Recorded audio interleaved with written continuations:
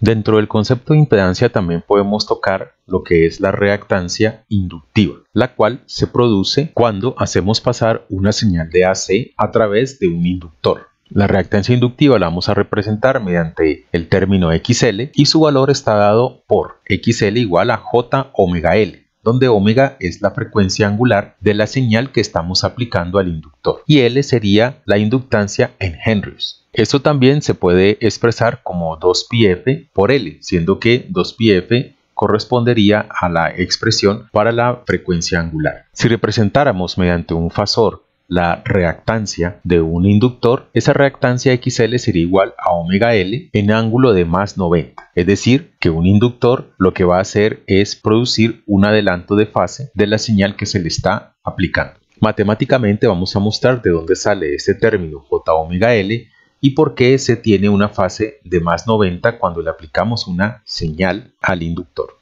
Supongamos ahora que tenemos un inductor y a este inductor vamos a hacer que circule una corriente a través de él. Esa corriente, llamada la corriente del inductor, tiene forma cosenoidal, dada por A coseno de omega t más phi, donde phi es la fase de la señal coseno, omega t su frecuencia angular. De las características de los inductores sabemos que el voltaje en un inductor está dado por la expresión L por la derivada respecto al tiempo de la corriente que circula a través del inductor. L sería la inductancia en henrys de este inductor. Si yo procedo a sacar la derivada de la expresión I sub L, la cual es A coseno de omega t más phi, y multiplicarla por la inductancia para hallar el voltaje, tendríamos lo siguiente. L por la derivada del coseno es menos el seno de omega t más phi por la derivada interna, que en este caso sería omega, por A, que es la amplitud de la señal. Por lo tanto, este B sub L me daría menos A L omega seno de omega t más phi. Es posible transformar esta función seno en un coseno,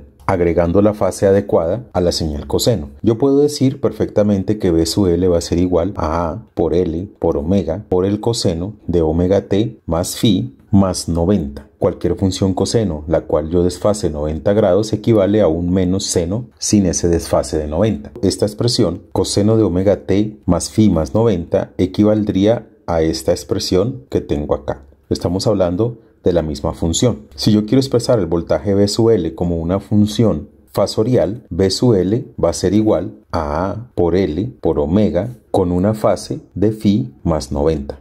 Este fasor yo lo puedo descomponer aplicando los conceptos de la aritmética fasorial en la siguiente expresión. B sub L igual a omega L en fase phi multiplicado por 1 en fase 90. Esta expresión de aquí correspondería a J.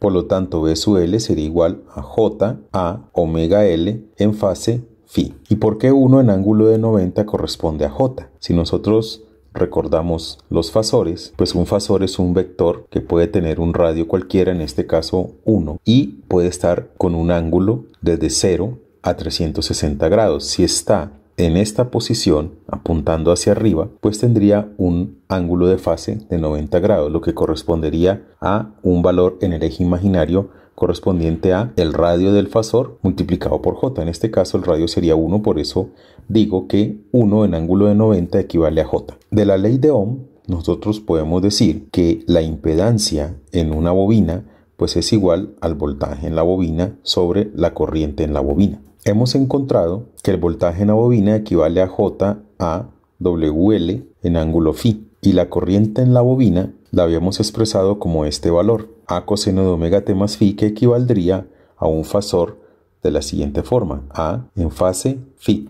Reemplazando ese valor de I sub L como A en fase phi, vamos a tener que la expresión final sería, cancelando las A, J omega L, y haciendo la aritmética fasorial en la cual al dividir dos fasores las fases se restan, tendríamos en ángulo de phi menos phi, que al final nos dan ángulo 0.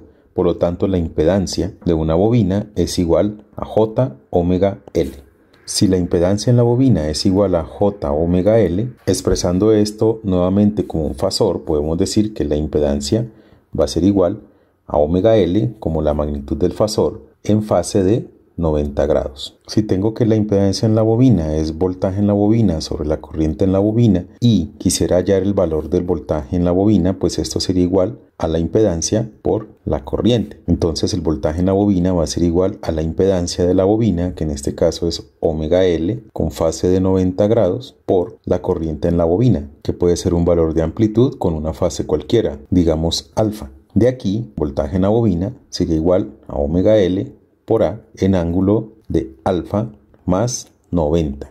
¿Qué quiero mostrar con esto? Que si yo aplico una corriente a una bobina, la impedancia de esa bobina va a producir un adelanto de 90 grados del voltaje de la misma. Las reactancias capacitivas que producen desfases de 90 grados y las inductivas que producen desfases de más 90 pueden ser combinadas en diferentes configuraciones de red con elementos resistivos para producir impedancias con valores de fase diferentes a los que ya hemos visto hasta ahora. Esto dependiendo del tipo de aplicación que queramos llegar a realizar para los circuitos de corriente alterna.